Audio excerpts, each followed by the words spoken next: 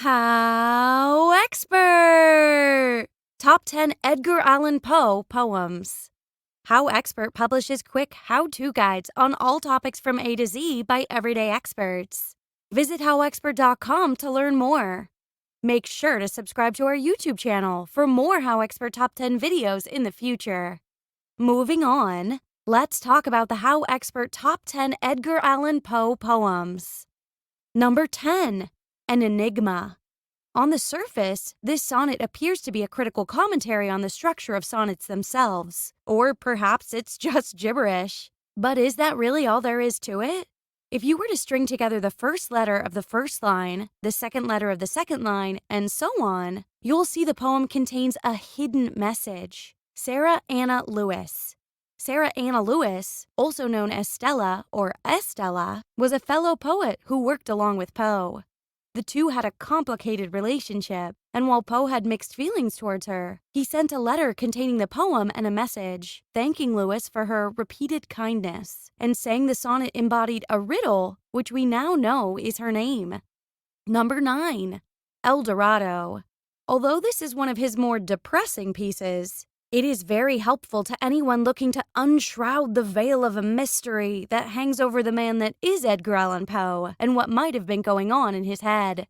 The poem itself is about a knight spending his youth searching for Eldorado, the mythical land of gold, growing older and more sickly on his journey, never managing to find it, only to find at the end of his journey and life that Eldorado was unattainable all along.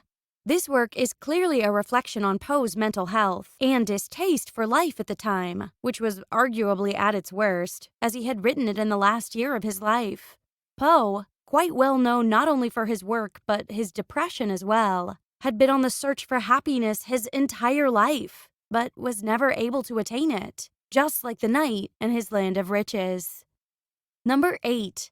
Bells.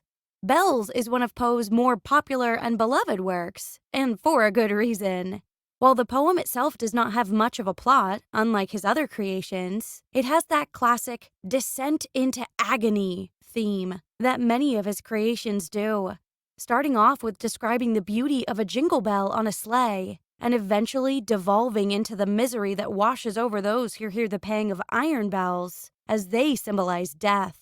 And of course, in classic Poe fashion, there are ghoul-like creatures ringing those bells, rolling in the suffering of those in pain from the sound of it.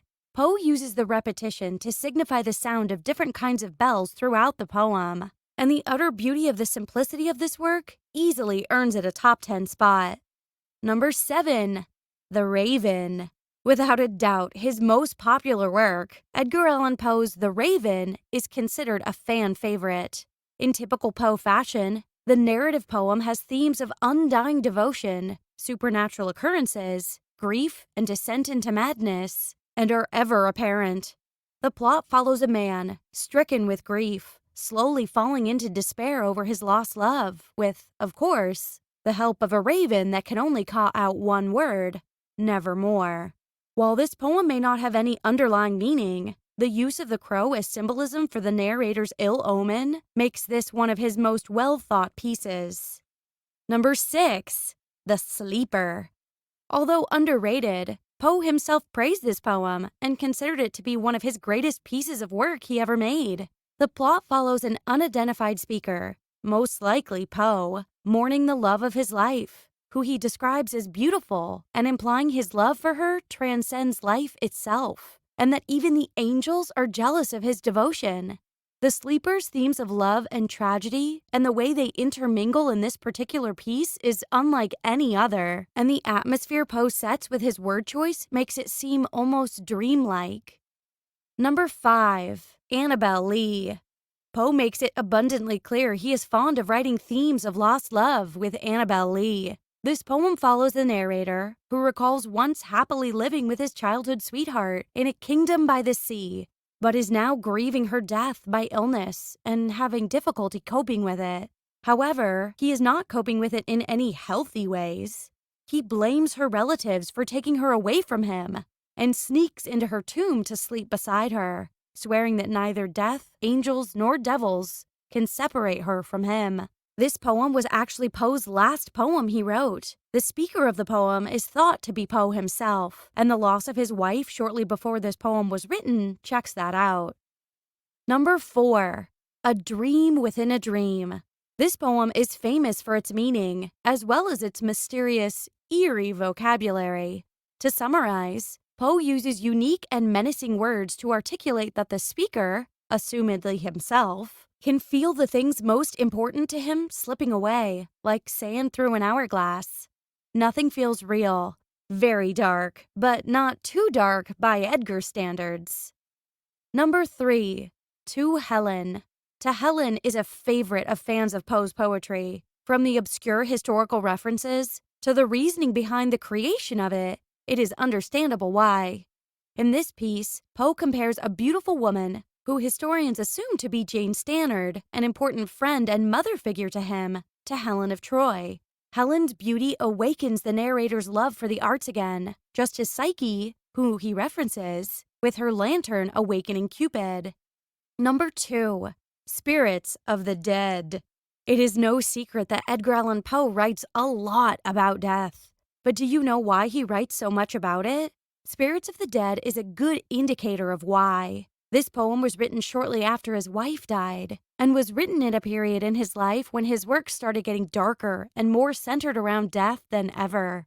Readers can practically feel the complete and utter sorrow dripping from Poe's words into this work specifically, as it goes into the lonely feeling of losing a loved one. Number 1. The Happiest Day, the Happiest Hour. This poem is unlike any of his other works and feels more personal than the rest. At this particular time in Poe's life, he was just starting out as a poet. In fact, this poem was one of his first. He starts by writing about how his journey to living life as a writer has not been an easy one, worrying for his lack of financial support from his father, and the future that will come as consequences of that.